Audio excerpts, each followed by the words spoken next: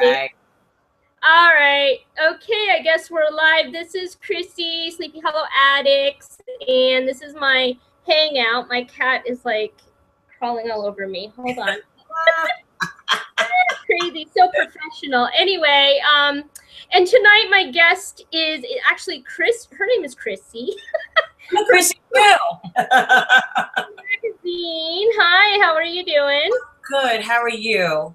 I'm doing. I missed you. I know. I miss you guys too. I had so much fun at the meetup. I swear. Fun. Oh, it was a blast. Well, you left. We didn't get out of there till like 11 or 11:30 or something like that. Wow. Well, me and my husband were drinking at a bar down the road because we had to watch the Giants game. I mean, I felt so bad leaving. He was done. He was done with everything. He didn't want to hear it. He doesn't want to hear about Tom Meisen. He doesn't want to hear about Nicole Bahari. He wanted to hear about the New York Giants that day. So that was. But he was pretty great, though. I mean, you guys were waiting in line for Orlando, and then this panel, and the. So I think Orlando was his favorite, like the favorite of the whole thing, because Orlando, he's so engaging. He cares about every single fan that he meets, whether it's online or whether it's literally online waiting for him. He was phenomenal. He really was. I was in shock because when I went up there, I mean, he's like, all I got was, "Hi, I'm Chrissy," and he's like, "I know exactly who you are. Get over here," and he gives me a hug. He was famous. I was like, how in the heck does he know me? I mean, I guess he was following all of the Renew Sleepy Hollow stuff, and he's seen my videos. I'm sure he's amazing. I was actually very floored and honored that he even knew who I was. I mean, of course. And he was tall and polite and funny, and actually it was funny because there was a girl in front of me that. She was nice, but she was like a little extra nerdy for the cause. And I'm, me and my husband are all like, and she kept saying, "Oh, and I really like your stuff." And he kept going, he goes, "All right, it was really nice to meet you." He said it like 5 times because he knew that we were going to like cut up and laugh and all that. I kind of felt bad, but he was cool. He was great with everybody. He was, and then and then I'm like, "Oh, I'm sorry I ditched you for the X-Files, but me have on the side." I'm like, "Oh, if he only knew how much of a crush I have on David Duchovny." I mean, I can't even believe I was 10 feet from the man. He looks amazing. Doesn't he? He's gotta be 50 something. 50, right? 50? Has to be. I think he's like, if I'm 45, he's got to be at least in his early 50s. Has to be. Because wasn't he about 30 when the X-Files started, I think. So 93. So I don't know. I was just like, oh my God, but he looks fantastic. He needs a girlfriend, just come to Seattle. She's like, "I'm ready, I'm all set." I know. I'm available, no problem. Well, did you see the X-Files? The X-Files, they did a new promo tonight for the I did not see it. I will check it out though. Oh, it was. When are they going to air it? Do you know? When are they? I know they said January. What night are they looking at? January 24th. Okay. And 9 o'clock. And I'm not sure what day that is. Let me just look real quick. Yeah, and the great thing is, I mean, like, I can't wait for everybody to see it because I saw it and it's amazing. Wow. It's so good. Everything that is going on in the world today is within this script for the first episode. And what's very interesting is the alien twist. Yeah. Well, they're doing like the first. This is sort of like the first episode is like part 1, and then there's going to be 4 standalone episodes, and then part 2 from the first episode will be the final number 6 episode. So so 6. And I guess the Lone Gunmen are coming back, and the Smoking Man, which shocks me because I don't understand how that can happen. Didn't we see him disintegrate? Yeah, everything's like closed. It's like closure to these things. But maybe they're bringing it back just to have some kind of familiarity to people. I mean, I don't know. I guess we're gonna have to watch it and find out. Yeah, we're gonna have to see. We shall see. We shall see. Okay, so let's talk. Okay, so I have a few things. So the 24th is on Sunday. Oh, really? Yeah, Sunday. Yeah. So I'm thinking I'm probably gonna do I'm not sure if I'm doing a podcast or a hangout or something. Yeah, you got to do something. Definitely do something. That's gonna be huge. Oh my God! Well, you don't know. I mean, I'm just crazy over. I mean, like as crazy as I am about Sleepy Hollow. Can you imagine when, X-Files was on? I was like, and I didn't know about anything online. Like I wasn't an online girl, and so. I mean, I was working, and stuff, so I just never was into it, whatever. But now, oh my God. I get it. Wait till you watch that. Wait till you watch that Supergirl. It's really gonna mess you up. No, another show to like add to my repertoire. I'll tell you what issues, and then we'll go on to Sleepy Hollow. But I'll tell you what funny issues I had was yesterday. Yesterday was Sunday, and I'm sitting there going, okay, Comic-Con, San Diego. And I'm looking up hotels. I finally said, let me go. Maybe I'll get the press pass so I don't have to deal, I just have it just in case. And I look, every hotel that I want to stay at is completely sold out. Every single one. But even just the fact that my husband's like, are you kidding me? He's done with me. He's done. But I might do Comic-Con San Diego, even if Sleepy Hollow isn't there, because honestly, New York Comic-Con was so much fun. And I haven't San Diego, so we have to see. Do that and then maybe we can room together because it's crazy how you get apart. Oh my God, hotels on that is like a nightmare. And expensive. I know, but I'm lucky. I mean, I've shared a room 2 years in a row, so it makes it definitely helps. But it's crazy. But the thing about the difference between New York versus San Diego is a lot bigger. I mean, you need a car for that, right? Well, not necessarily. Yeah. Well, it depends on where you're staying. Well, there's shuttles. They're free shuttles that'll take you from whatever hotel to the convention center.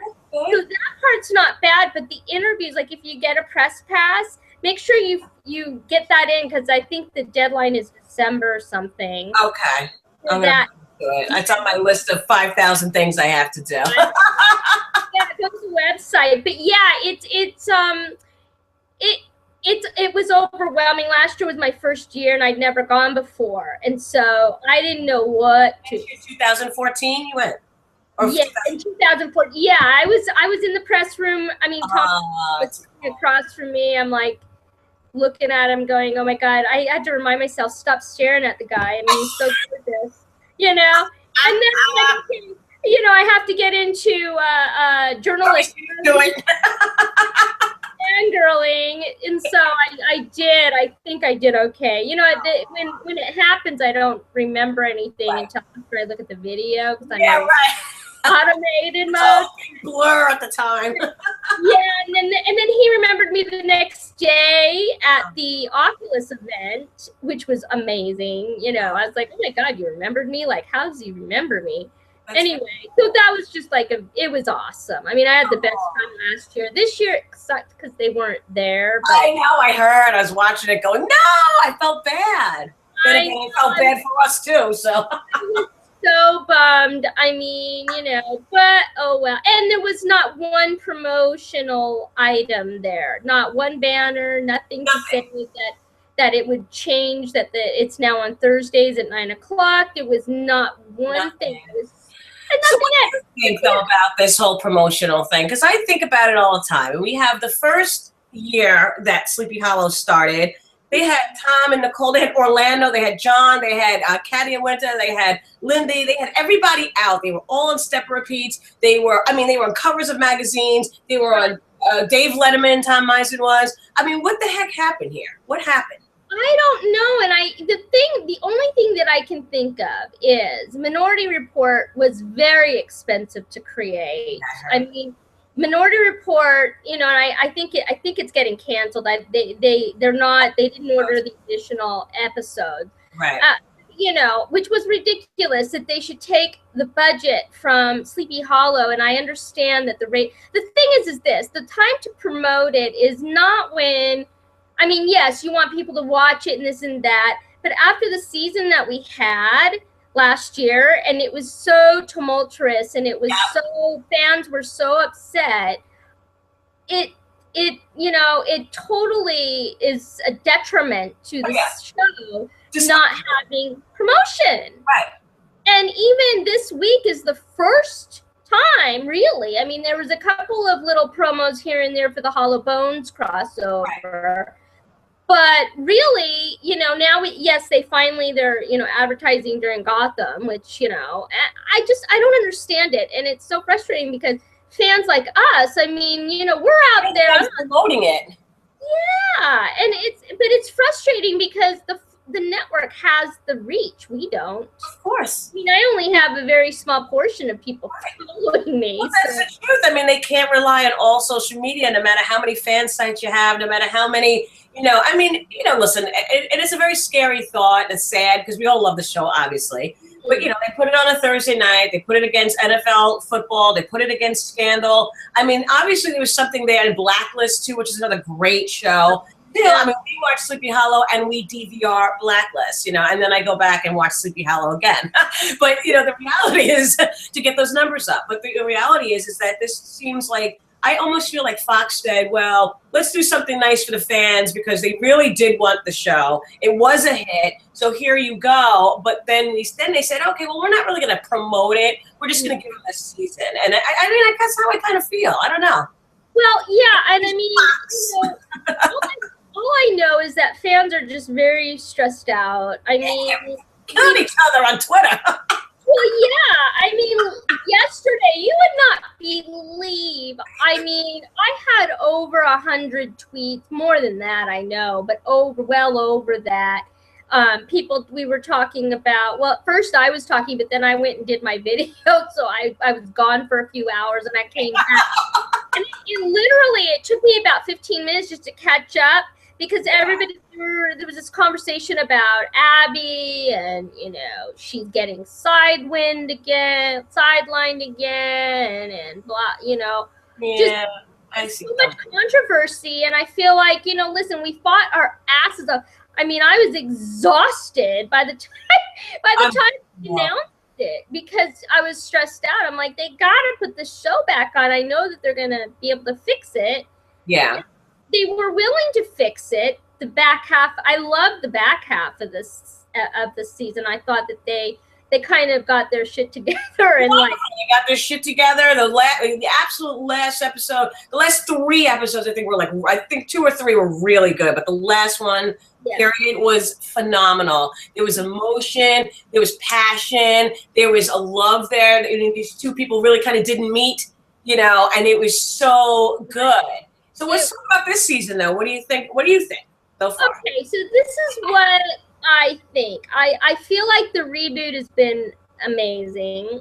I like what they've done. I mean, a lot of fans, we were all, when we would talk on Twitter or radio or whatever it was, we were saying that, you know, the reason that season 1 worked so well was because they knew they had 13 episodes to tell this story, and it was a cohesive story, and it was very well thought out and planned. They knew what they were going to do. They knew what you know, who the players were, how to integrate them. I mean, it was just very, very well planned. When I talked to Orlando, he told me, I mean, you know, it was Len Weissman, Roberto Orsi, and Alex Kurtzman. They were the drivers of season 1, and then they turned the keys over to Mark Goffman and Heather Caden, and that's when it fell apart. And I think that it fell apart because they didn't know what to do. I feel like there wasn't a specific story for that season. They had all these great ideas for these, like, you know, standalone episodes and monsters and stuff, but yet they knew that they had to keep the mythology going, but they didn't really know how to do that. And in doing that, they completely obliterated what was so precious about season 1. I agree. And I think season 3, they've got it back. I mean, I don't agree with the naysayers about Abby being sidelined. Are they saying Abby's being sidelined now? Yeah. I mean, basically what I'm getting is that they're upset because Ichabod has the didn't. Wait, what? What did he say? He said, "Don't lose your head. not safe here. Headless is tripping."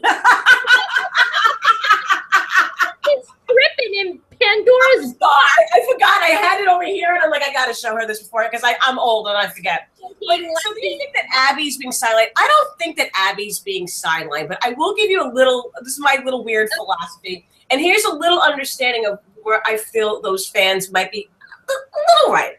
Okay. I think there's moments that they're missing with Abby.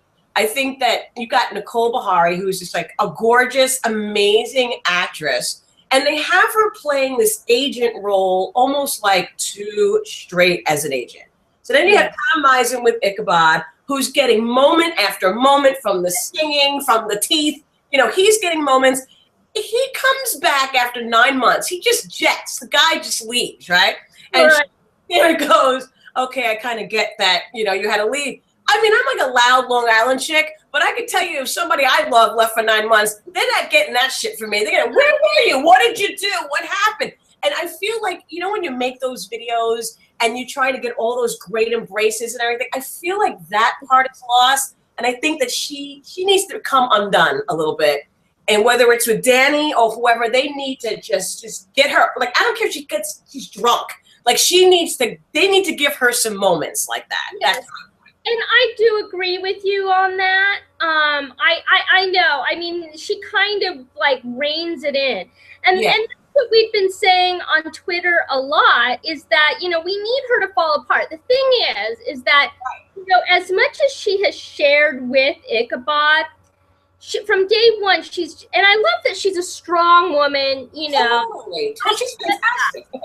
She's one of these heroines, you know. And I get that, and I love that about the character, but there has to be a moment where she is, you know, at a very low point. And, she needs to break down, and he needs to be there to pick her up. Because Pick her up, anything that shows. You know, a lot of people want to ship these two. I don't care either way. I honestly don't, but I want to see them. I just want to see them show emotion with each other. And I feel like that first season, we got almost so on screen and off screen, we got so much from them. And now it's kind of like, okay, you left for 9 months. That's great. I'm glad you're back. You know, nobody asked. And I know this is silly and this is little idiosyncrasies, but, you know, did you steal $20,000 out of her bank account to go to England and Scotland?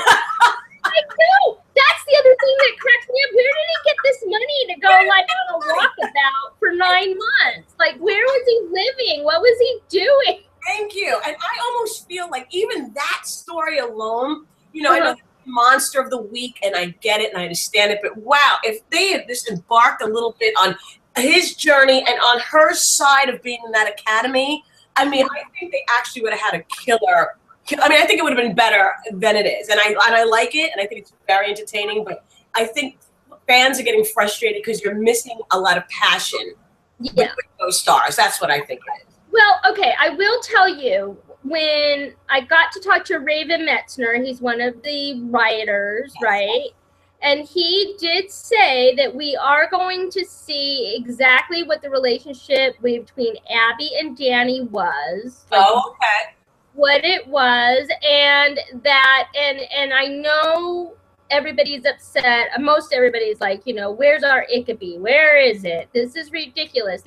He pulled. I mean, okay, the Sisters Mills, you know, when she got hurt, and you know, he's at the hospital, and you could feel that there was this pullback,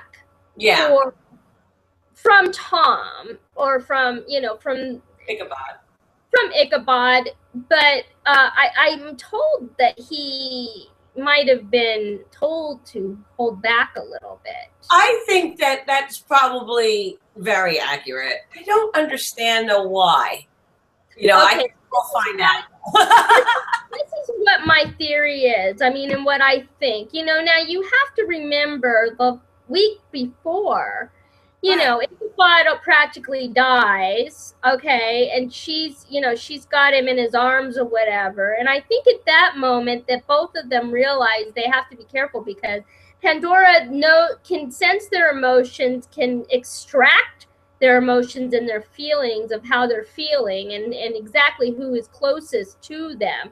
And in this episode, it was interesting, you know, Pandora was like, you know, why I can't figure you out, you know, with Abby, I can't figure you out, you know, you're close to Jenny, and but I can't quite understand what, you know, what's important to you, or what you're fighting for. Like, why are you fighting? And so, you know, I think the reason for the pullback was, first of all, he's a soldier. You know, he knows how to sort of cut himself off a little bit when people that he cares about gets hurt or get killed in combat. Right. And also after everything he's been through with, you know, Katrina and, you know, Jeremy's. I don't think that he also thought, I mean, she wasn't, I mean, to be really, you know, I know it's a TV show, to be honest, she wasn't like she had wires and everything cutting out. She had a bump on her head, basically. I mean, she got up and she was fine, and then she's at the doctor's office with him. Right. What tripped me out, what was kind of funny was that at that, I posted it on somebody's thing, but because everybody was kind of bitching and moaning about this relationship. Yes. The one moment that they could have gotten to fool all of us, actually, this is the moment they missed. It was that dental chair. It was a really funny, classic scene. Here's this guy, high as a kite. And sadly, and this is no offense to Nikki Reed or any of that whole story, but if all of a sudden they showed them in the house, and he's serving her, how are you feeling, da-da-da, and maybe there would have been that almost embrace. Every fan would have been like, and then have him wake up. I think that is an opportunity that they actually missed, and which could have worked. But yes, I don't understand why he's having these, you know, dreams of Betsy Ross from 1774, and not this tribulation. That's what I'm figuring out. He needs her to help, like Betsy did this with the guy last week. Remember, he was called the soldier's name, and you know, and the waif will disappear. So I think that's why Betsy's so incorporated. But maybe he's just having a little think of the couple. Well, I don't think that was a real thing that happened, because I mean, was he just remembering that moment, or like I felt like he should have had some kind of a daydream about Abby. You know, I mean, exactly. That's exactly right. Right. You know, and I don't understand, like, they're missing these opportunities. And yes, and I agree, like, we should have seen, I don't know, we should have just seen a little, and it's like, I wish it wasn't just tacked on at the end. And I agree too. That's you're right. And also one thing too, this is where the opportunity really got missed, was the week before, Ichabod was, or 2 weeks before, he was jealous because he met Danny for the first time. So all of a sudden it's like, whoa, this guy's getting a little jealous here. Why is he getting so jealous? So that, just even if it's an underlying feeling, I think just to even put it out would have made Sleepy Hollow fans just a little bit happier. And I think it actually would have tied into the story a little better, but that's just my little honest opinion. I think that's what we all feel, and I know I absolutely love that intro, man. He was like not happy. He was staking his territory so quickly. Fantastic. It was awesome. It was like, I'm Ichabod Crane. Exactly. We were just having dinner. I'm right. Like, you, good looking man. He was like totally staking his claim, and then, you know, she's like, well, he was just leaving, and he's like, what, you want me to leave? All right. Then he's like giving him this like look from, like, you know, it like, looks really like, exactly. Yeah. So, I love this episode. I love Lindy Greenwood. I thought Jenny with those kids I think she was, and it was funny because I swear I thought this. I said, "What am I going to talk to Christy about?" And I said, "The MVP of this series, in my opinion, was her."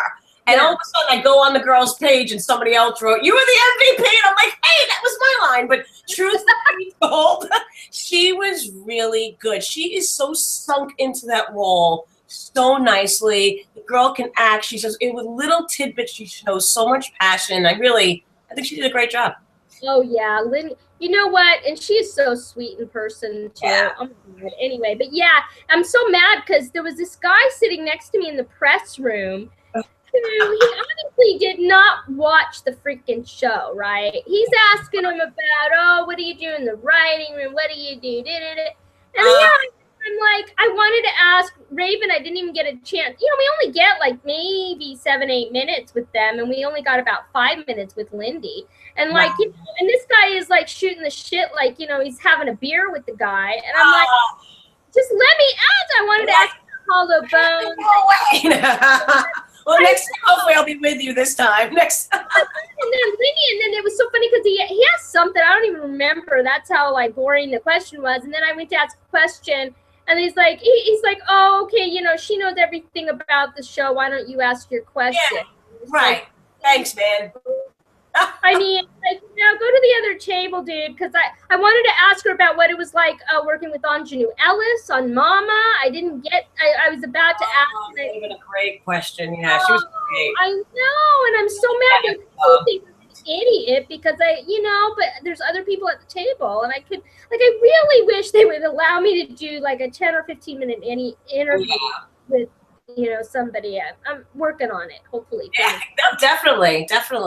But yeah, she's fantastic. And did you catch that somebody pushed her? Yes, I saw it, and I saw it twice, and that actually gave me the creeps. Like, Who is that? I'm hearing it was somebody said they freeze framed it, and they said it was Pandora. They think it's Pandora. I mean, that's either a mistake. I think it was a mistake. What if it, because Ravens told us at the, I think it might have been, I think at the panel he mentioned that, or he did say it too at the press room, but that, yeah, there's going to be a turncoat. Somebody from Team Witness is going to turn, and I'm worried that was Joe. I keep thinking it might be Joe too, but I think it's too soon because it's 18 episodes, so I don't see it yet, but it could be. I really like his character, and I really love those two, him and Ichabod sitting in the damn car together with Miss Corin texting and the whole thing. I mean, it was like, are you kidding me? It was cute. You're back in the battle again, huh? I know.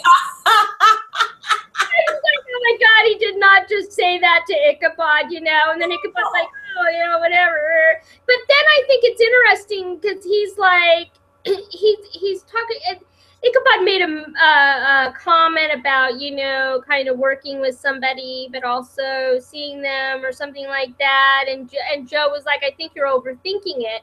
And ironically, that's what Betsy says to him in the dream. Yeah, it says you're overthinking things. Yeah, Betsy took the dream words and said you're overthinking it, and then he kisses her, and it starts going like that. Yeah, and so I was like, okay, well, this is interesting. I like the episode, and I think it gets something as creepy, and I like the way they turn. You turn a perfectly good childhood, sweet tooth fairy, and turn it into like some evil, awful monster. I mean, I think they're doing a really good job on the monsters this year. Really good. Definitely. And Corey Castellano, he's the makeup genius. Yeah. Cannot get over. That thing was so freaky. The Abizu was freaky. I mean, when it was in the closet. It was every child and adult's nightmare. Closet. I mean, I have my closet closed at all times. And then somebody's like, oh my God, that's like my worst nightmare. Well, that's because the Abizu lives in there. Okay, is there a creature in my closet? And I better, I just couldn't believe it. I was like, no way. And then, I mean, it was the way it was moving and stuff. It was sort of like it was like some creature from hell. I mean, definitely. I love it. He had exorcist moves going on. I thought they're really ridiculous.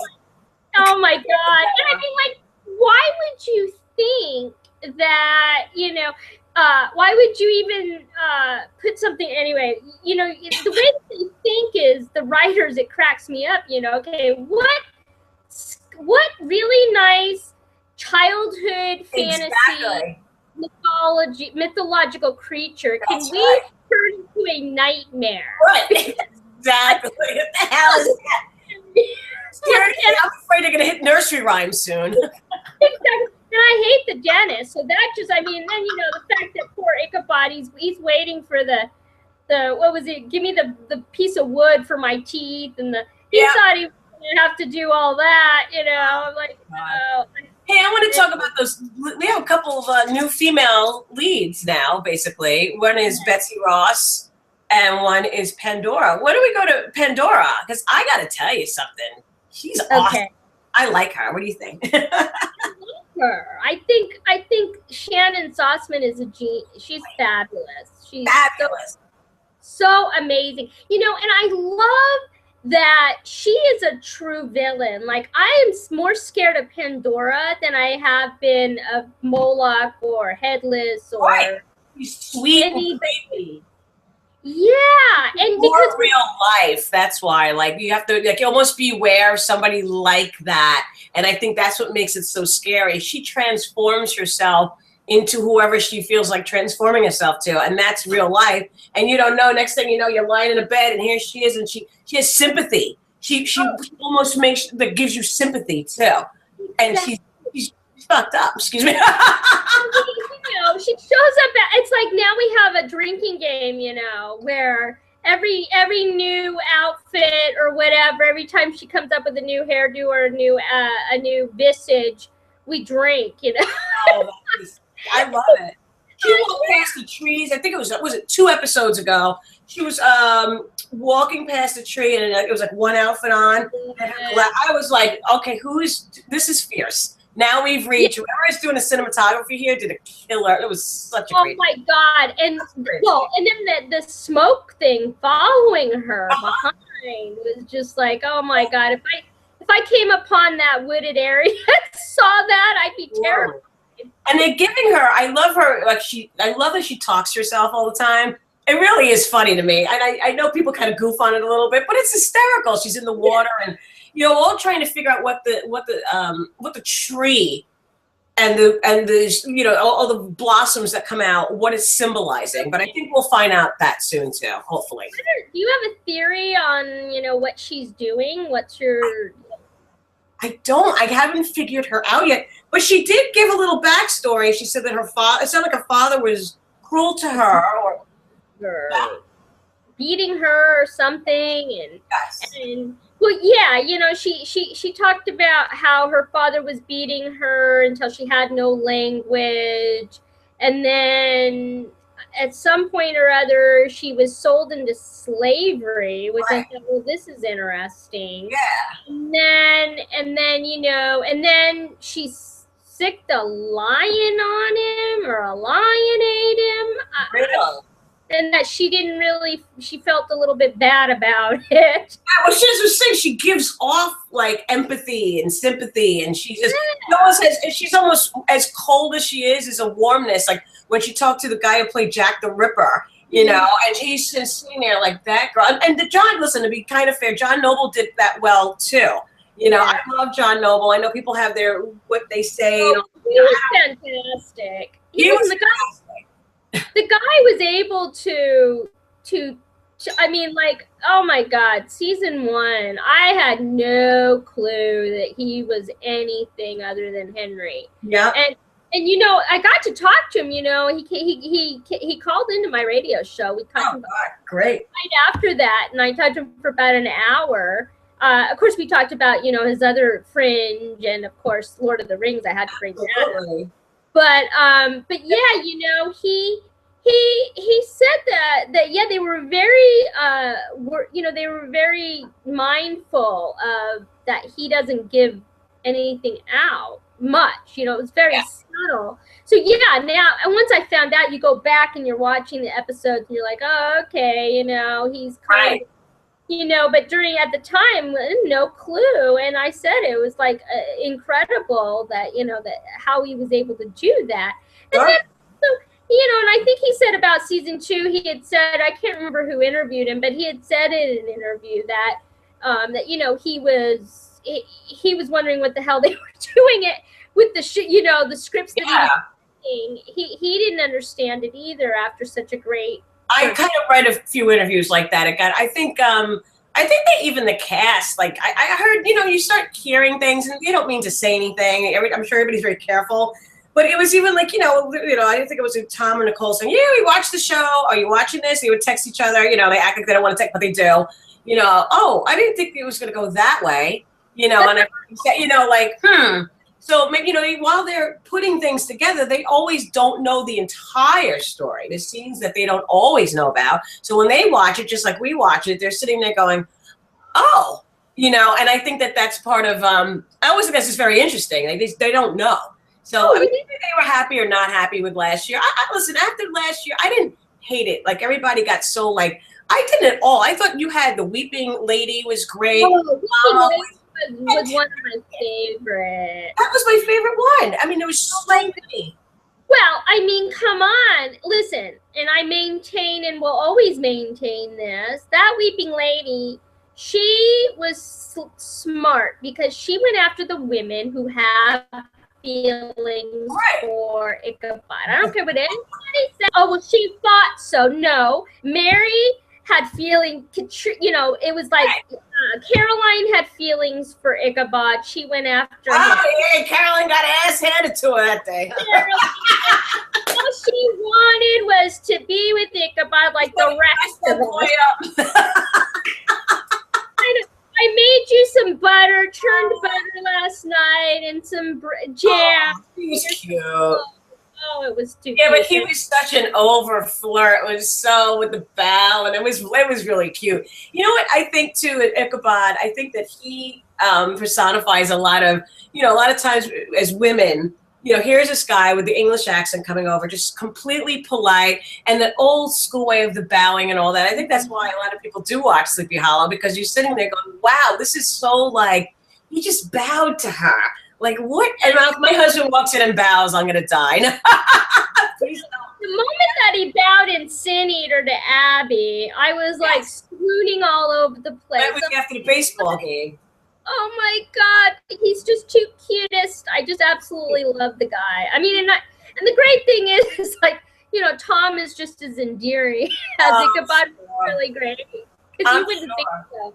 I'm sure he's the cutie.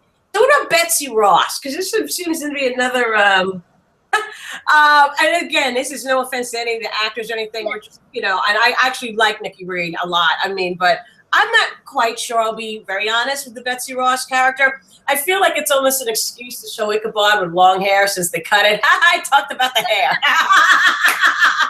I love his hair. It's a major concern for me. I mean, everybody that knows me knows I absolutely love him in that dang wig. He's gorgeous. And, you know, I mean, I had a funeral for the whole thing. You buried the wig. I wrote my ode to Ichabod's wig or whatever. I wrote it. It was like I couldn't. But, you know, I mean, the man's gorgeous. And that's why it just cracks me up, you know, when people were at the Dragon Con, they were like, oh, don't you know that you're super hot Jesus? Because he does look like Jesus with the hair and everything. Oh, yeah. Absolutely. I think he looks like super hot Jesus with or without the hair. But, yeah. You know, the problem is when you have a major, it's like Gilligan walking around without his white hat. And people, that's all I have to, that's all it is. It's just my husband said that. Well, he said it. Oh my God, where's his hair? Like, you get marketing. And he's like, you don't take out your main characters, like their hair like that is so extreme, you know? But I think that I think with the hair gone, I mean, I think that they've given him, his more, instead of Captain Crane, I think he's a little more like poetic Crane with the, you know, the new outfits and everything. And, you know, he's a little thinner and, you know, so it's a very interesting thing, but I think he looks great and I think he's doing well. But let's go back to Betsy. So what are your Betsy thoughts? Betsy. Well, This is what I bothers me. Okay, and I love Nikki. I mean, and I didn't even get to. Of course, I didn't mention Twilight. I'm a huge Twilight fan. So it's like an honor to talk to her, or even be across from her. Of course.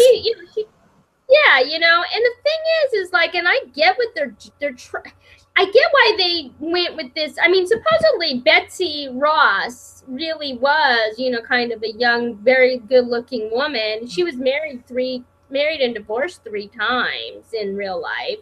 I didn't know. And I could see her being involved in George Washington's spy ring.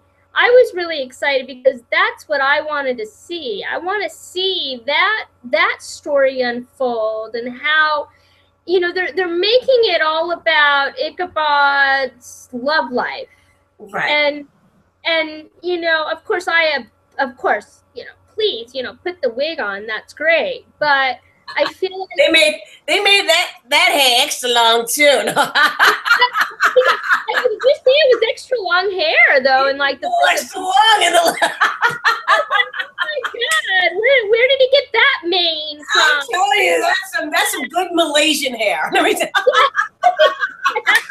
It's like Viking hair. Exactly, it is unbelievable.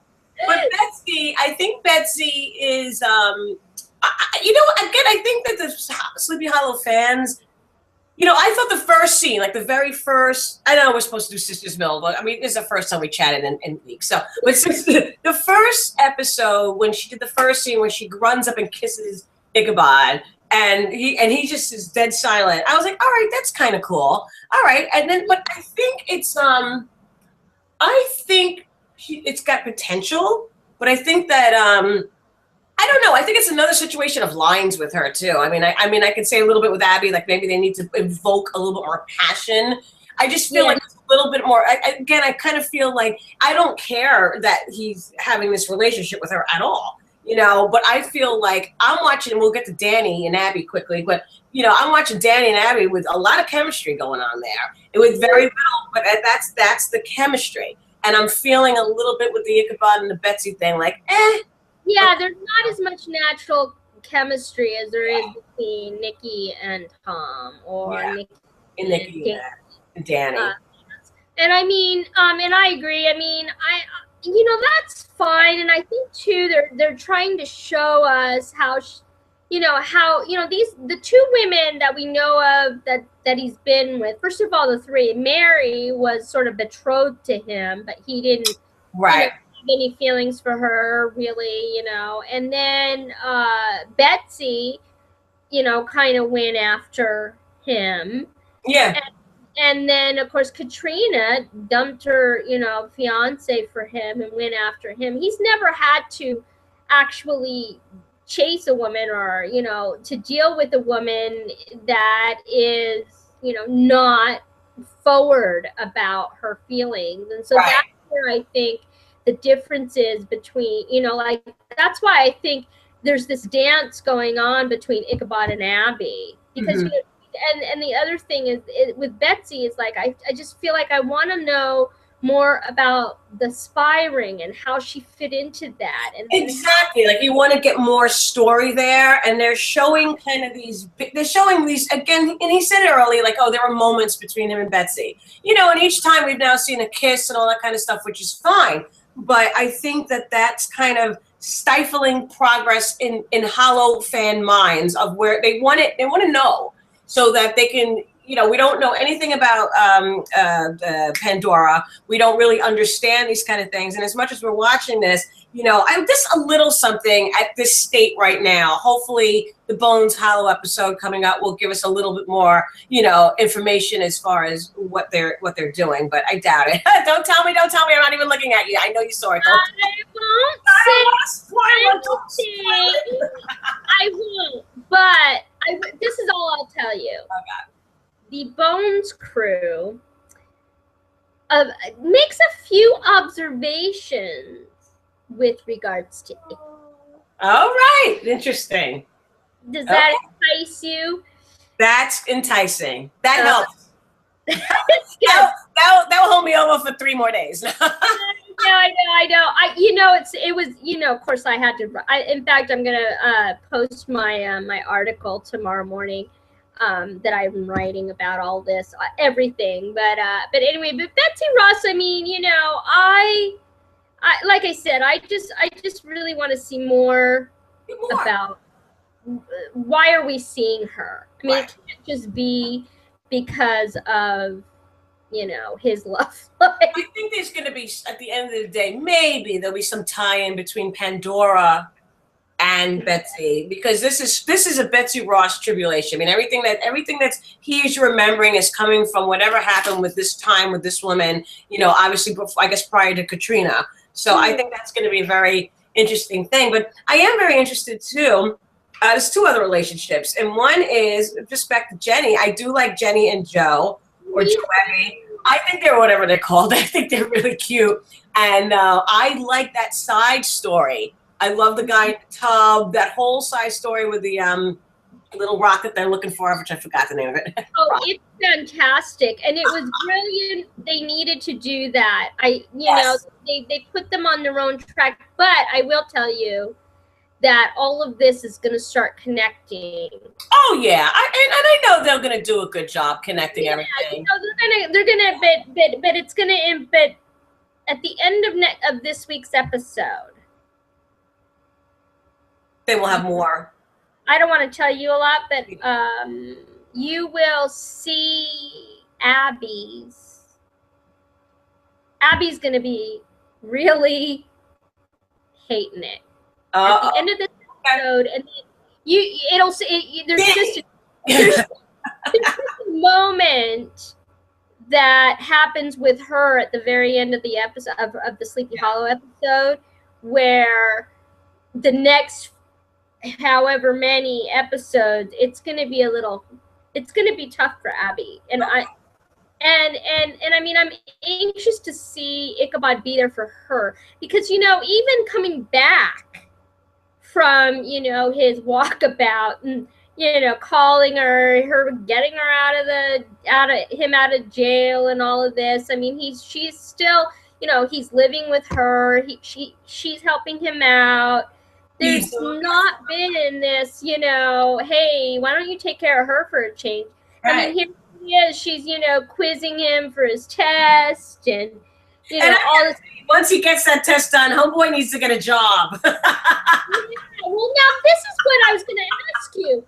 They were introducing him as the curator of the new historical society. Oh, there we go. I think that, remember now, his and the archives are going to get knocked down. Well, yeah, but I'm hoping that I want him to chain himself to the archives. Yes. Yeah. No, that's good thinking. I think you're getting somewhere there. Yes. I think he needs to. I love because I love historic buildings and stuff. Sure. So I feel the same way as Ichabod on that. I'm like, he's like, George Washington, did whatever here, I love it. No, I think it's very cool. I think you definitely I didn't catch that, but you're right. He's a curator of this, and maybe that will actually come into fruition where he's actually doing something. He saves the building and just something, but he needs a job. I mean, bartend, do something. Go be a bouncer. I mean, you can. You know what the other thing is? I really don't want him to move out of Abby. No, of course not. Like they're like an old married couple. They're like sitting in the living room arguing about the Constitution and it's Independence Day, and you got to do this. Well, when are you going to do that? It is hilarious. That's awesome. He's burning dinner. That was the cutest. He had his vacuum going. Oh my God! I want to go back to Twitter chatting, and I think that. But we keep going. Ichabod's doing this, and Ichabod's doing that. And what about Abby? And maybe, I'm not, I think Twitter, I don't know. No, I agree with you. You know what I mean? We need to have some, I'd love to see Abby sitting there like, you know what? Well, you know what? I think it'd be hysterical. We were thinking, wouldn't it be great if they did this whole Christmas thing? where she gets drunk off of the eggnog that he made. That he made, you know, from the olden days that had whatever in it, you know, whatever alcohol they used back then. And she gets drunk and she just lets loose. I mean, the problem is with her is that you're right. I mean, she is very, very cut and dry, very, you know, straight line. Yeah. And I understand that to a certain extent because as an FBI agent, you know, she can't be, you know, but we don't see, I mean, we don't see a personality really, you know, like with Ichabod, his personality, we see all facets of his personality. Right. And I feel like, but I think that if she really hits a rock bottom and falls apart, we'll see her get undone a little bit, and I think we'll see the moments of when he's picking her up, and you know, that's the passion right there. Whether they stay friends or whether they actually get together, to me it doesn't matter. You know, I don't even think every person who says, "Oh, Ick Abby," or you know, I think they just want, you know, even those moments you had, especially in the first season where they embraced so much, where they trust, the trust was there, and it was like, oh my God, I love you because you're my friend, you're my best friend, I just trust you. And even if sexual or not sexual, it didn't matter. It was just there, and I think people are just dying to see that again. That's what I think, you know? I mean, the best hug of all television history, is the This Is War purgatory hug, where she called him, and they run into each other's arms, and I was like, oh my God. I mean, I'm sorry, you just don't do that if you're not, and not only that, but I still will maintain the girl has Ichabod's birthday in her phone. That's right. That's right. And everybody's like, oh, well, you know, people won't know it. That's why. I'm sorry. That's not why. No. And also, too, if you recall, they had her thinking about, you know, which I love, too, when he got stabbed and when he was hurt and laying down on the couch where, you know, everybody's accessible to getting IV in their arms at home. But when he was home, she I know, I wondered about that. I was just thinking, okay, well, maybe she called, you know, Joe Corbin over. Yeah, maybe Joe hooked him up.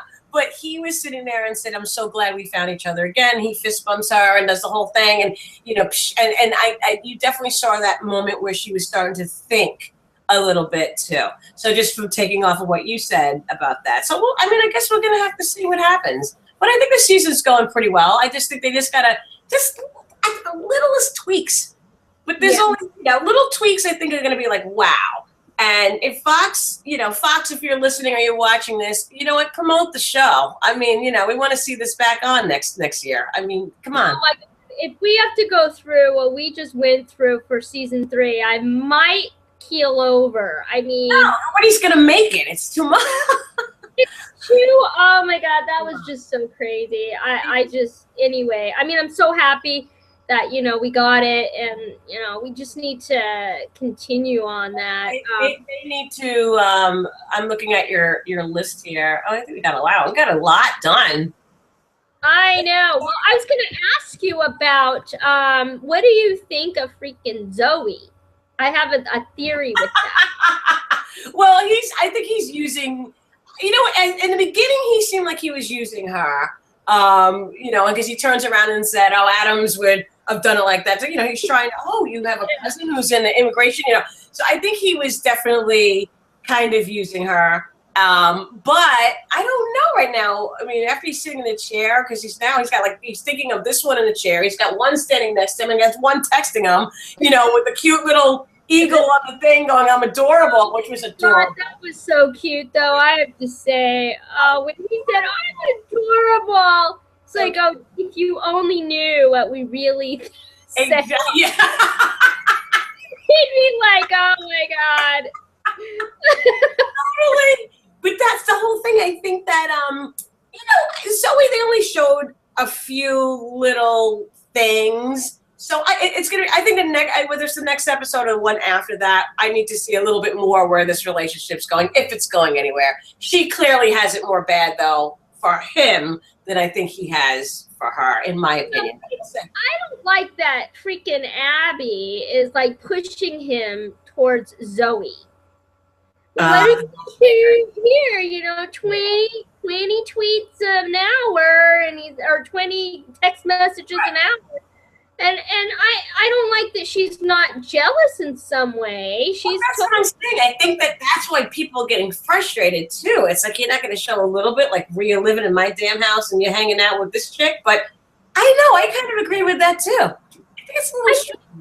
You know, we saw it from his end. He's definitely jealous of Danny. I mean, the look that he gave us, I love it. That was just priceless. You know, but I feel like we're not getting anything from her, but I feel like there's got to be a reason for that. I can't imagine. You know, maybe she's afraid to, because my thinking too is that she was really, really hurt when he just took off and left.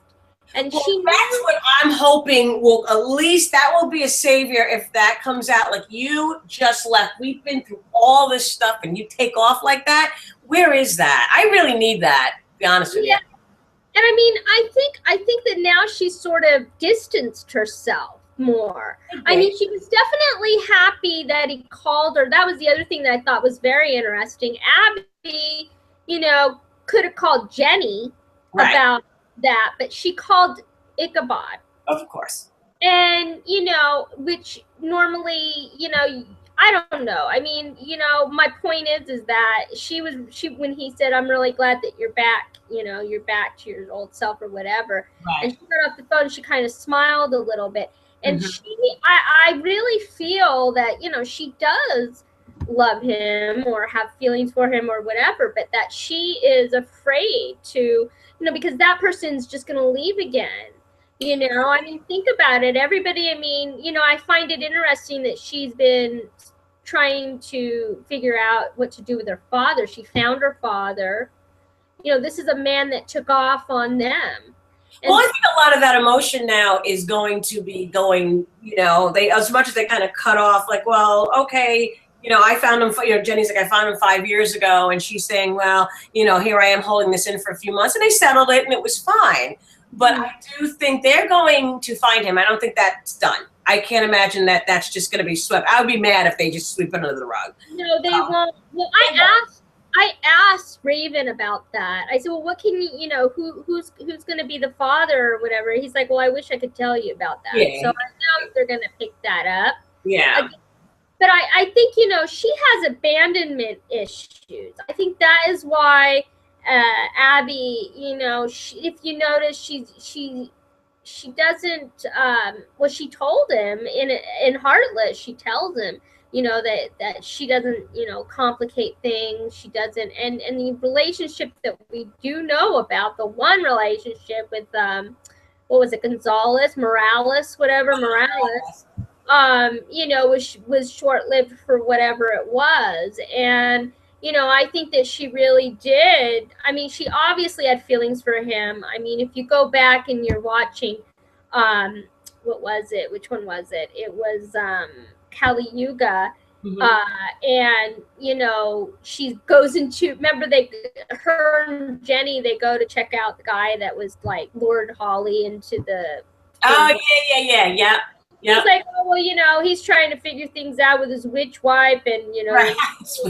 But, you know, you could tell, and Jenny knows, and Jenny had talked to her, you know, said something to Crane, and Crane was, you know what I'm saying? So, I mean, I think that there's a reason that she's backing off, and I think that there's a reason that he's backing off, and I don't know. I don't like this Zoe. My theory on Zoe is that, what if she's Pandora in disguise? I think you're right. Did you tweet that? Because I think I saw that, and I was going, somebody tweeted that, and I said, And I had to really think about it. I don't think she is. I think she's just random girl getting citizenship. I think it's going to be excuse. Like you kind of said, like, all right, now. And I thought this was actually even a better theory that you said. It was like, all right, now he might save this thing. He might be a curator, but he can't do that because he needs his American citizenship. So I think they're treading lightly lightly with his love interest. Everything is very light, whether it's Betsy, little kisses here and there, not even like big passionate kisses, just like, whatever kiss. I think he's treading lightly with Miss Zoe Corinth, to see. I don't think she's going to be something that's going to last for a long time. But I don't know if she's Pandora, but I like to think that maybe she could be. Well, either that or she's, listen, this is evil, don't you? Of Pandora's minion. The reason that I say that is just because, she shows up the same time Pandora does, and so did Danny, by the way. And interesting, what's coming as far as Abby is concerned is going to be very, it's going to take her focus off of her witness duties, and Zoe is sort of taking, is distracting Ichabod right now a lot. Yeah. He's kind of, puppy love, a little puppy love-ish. And and I think that there's a reason for these two characters to come at this time. And I definitely think the Danny thing, when I saw it, I tell you, I don't know how you feel about, there's differences in fanship between Facebook and Twitter, I find. I think actually Facebook's, believe it, I think Facebook is, except for the last couple of posts, is actually quite negative. I think Twitter is more like the support team and we tweet everything out. I think Facebook's like, I don't like that episode. They don't even give a rhyme or reason, why they don't like something. I think it's a different animal. But they did post this thing about what you thought about Danny. Do you trust him or not? And it was very interesting, just kind of reading it really, really quick, going down the comments, and then go, nobody trusts Danny. It's cute, yeah. Is he hot? Yeah. Is he this, that, and the other thing? Is there chemistry? Yeah. But do you trust Danny? So maybe that's going to be something where he might be, like you said, maybe this is another, the big baddie's coming in with her powers and saying, he's, like you said, he's here for a reason. She's here for a reason. I mean, this girl is definitely out to kind of like destroy these two. So it's going to be interesting to see. Well, yeah. I mean, the other theory, as far as Pandora goes, the reason that those flowers blossom every time she discovers, but I think it's all focused on Abby though. Every time she discovers a new fear, that the flowers bloom. And the flowers bloom, right. And somebody else was saying on Twitter they thought that she was, that Ichabod and Abby, the destroyers. Right. Thingy, whatever, slab, whatever, that Ichabod found has to do with Adam and Eve. They were the destroyers of Eden. And that the tree is of truth or whatever. Right. And that's why, everything is blooming. Every time a truth is discovered, the flower blooms. Can I ask you, here's a weird, you just touched on something. You said she's focusing more on Abby. And then Raven said that there would be a turncoat regarding, and the witnesses also could mean, for anybody watching at home, it could still mean Jenny, and it could still mean Joe. It could mean like the cast, you can be calling that side, the witnesses, because you said, okay, maybe it's Joe, but maybe it is Abby, and maybe what you weren't going to tell me about, whatever affects her this coming week or next week or whatever, might have her kind of drawn to the other side to get that personality or get herself back to something. Something could be going on with Abby, and I hope so, actually. Well, the other thing that I thought, what if she takes over Abby? And could be because she could go into, right.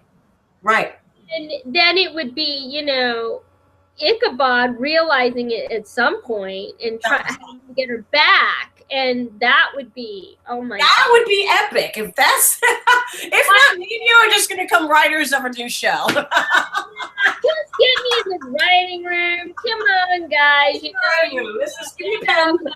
Ideas. Just throw it out there. I'll write it. But I kind of like that, because if somebody's turning, she has visited Abby now twice. She's visited him when he got stabbed, and she was all creepy about it. And in the hospital, super creepy. Hello, sleepyhead. So. And can I say thank you to the writers for that nod for sleepyheads? That is like totally a nod for us. That was awesome. It was really, and I like when they do that. You know, I think the little nods and the little innuendos.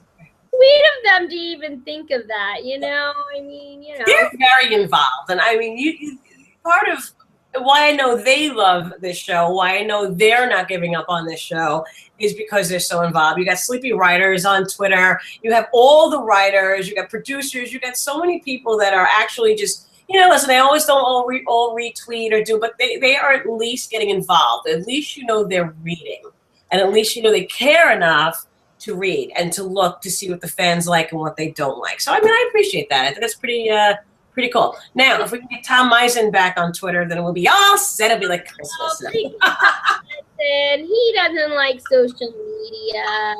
I understand he wants to have his privacy, but seriously, Tom and Nikki, they need to be on Twitter during the show because it's not fair that they're not. All the other scandal, every single one of that cast is on the Blacklist. They're on Twitter. You know, all the, you know, even the Vampire Diaries, the originals, which is their other, the other network that they're in competition with. All of the actors are on Twitter, and nobody, I mean, the only person that ever was really was our Orlando, who is. He's ridiculous. He's so good. Be back on the show. By the way, I want to mention there's a petition for Orlando to come back, to get him back on Sleepy Hollow. Love that. Tweet that when you get a second, because I got to be reminded because I'm so swamped lately. But I would like to do that because he's amazing. Yeah, I'll tweet. Push that show over the edge. That guy with his social media. Yeah, you know, and I mean, I guess the story. Well, what I got from him directly was that, you know, one of the producers was upset that he was tweeting stuff and interacting with the fans, and, you know, I mean, yeah, he's got his Trollando on Tumblr and stuff. But the fact of the matter is, the man knows what he's doing, you know. I mean, and you know, I just don't think that getting rid of him was the best thing for the show. I think we need him back, and it's not fair that he's gone. And he was great for the show. I mean, he could be back, and even if it's captain of the police department, obviously separate than the FBI, just to be able to still be kind of part of Team Witness, to be able to, you know, help. I mean, he was just, there's something, you know, you don't know what he had chemistry along with them. It was a fantastic thing. You know, and I'll tell you this, I do miss the Headless Horseman. I really do. And I think that was another part. You know, listen, I know season 2 was a little rocky in some spots, but there were some scenes and parts where you had the Horseman and Abraham, rather, and you have Ichabod there sparring. I mean, those two had so much they were outdoing each other. They were great. And I miss those dueling scenes from Magnum Opus. Epic. I mean, they're battling in the cave. I was like, holy crap, you know, I get over this. And everybody, we all miss, of course, Neil Jackson is just, and he's wonderful. My boxer right here, too. Yeah. Neil Jackson, I know you box. No. No, but that's the thing. I thought their chemistry was so good. So, you know, I miss that. I know, and you feel like, you know, they were best buds, and he's just, you know, scorned over, you know, Katrina. Well, you know, the fact of the matter is, I don't know why they didn't go that route, but okay. No, I think they will. I think they will, because, come on, I mean, they can't just. She's gonna be. He was probably. I mean, I think it's interesting. You know, Ichabod leaves for 9 months. Abby basically leaves for 9 months or 6 months, whatever it is. She's at Quantico, and nothing's happening. Where was Abe during this time? I mean, when did Pandora put him in that box? I mean, it must have been the night that he was in jail. So it was still 9 months later. So he was wandering around on this horse with no head. Right. So where was that? What was he lurking in the woods? I mean, looking for. And nobody came. Oh, it's over. It's not over. The guy's still going around his head. You just left. The guy could come back and kill me. That's the issue. On that note. It's almost my bedtime. It's kind of late. Okay. Well, anyway, well, thank you for joining me tonight. It was fun. We'll definitely do it again. It was really funny. Definitely. Well, I want to do a Hollow Bones one, so maybe next week. That's fun. Yay, cool. Yeah. Let's get some more people on this thing. Yeah, we need to get I need to get a group, a panel together. I think would be great. I want to hear from Regina. What's your name? Regina Clement? Regina, I don't know what her name is. She's so outspoken, and I like that when she's not happy, she says she's not happy, and it's fine. I mean, she's so active and she pushes that show. She is like another great marketer for the show. So she's allowed to she can say whatever she wants. It's some of these little willy-nilly weirdos that go on Twitter that I don't see. And I'm like, who the hell are you? Listen, oh, shut up. Are we past it? It's the 5th episode. Little comment. It's like, well, who the hell are you? You haven't been on. Are you just watching it for the first time? Because who are you? We've never seen you before. And then they're always tagging me, and I'm just like, who I think it's. I was like, okay, I need to check this person out. What's not? But you gotta follow what they're doing, if they're insane or if they're actually legit, Exactly. But it's part of the fun. Exactly, totally. So well, thank you so much. So I just want to I'll mention really quick that the Hollow Bones, I'm doing a big event Thursday, starting at 7 p.m. Eastern Standard Time. I'm going to do a special Hollow Bones trivia contest. On Twitter? Are we doing on Twitter? I'm doing it on Twitter between 7 and 8 p.m. Eastern Standard Time, and then we're all going to be watching. I'm going to have a Google Hangout. I'm trying to coordinate with a couple of other people. We're going to do a Hollow Bones Google Hangout while we watch it. Fun. Together. And anyway, so hopefully, and we want to trend hashtag Hollow Bones between 8 and 10 p.m. Eastern Standard Time. And we're also going to trend during Sleepy Hollow, we're going to trend Beyonce, because I saw the pictures. Beyonce. So that's the plan. We're going to so we would like to see if we can trend. We actually want to start I'll start the trending really at 7, but from 8 to 10 we can get it for 2-3 hours straight. That would be great. All right, cool. Well, I think I should be home Thursday. I gotta watch actually I'm depressed because next week I'm going to Florida.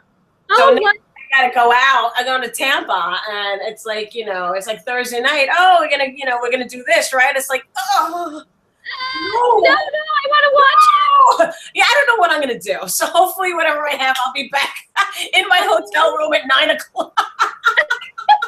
It's funny, it's like this show is ruling our lives.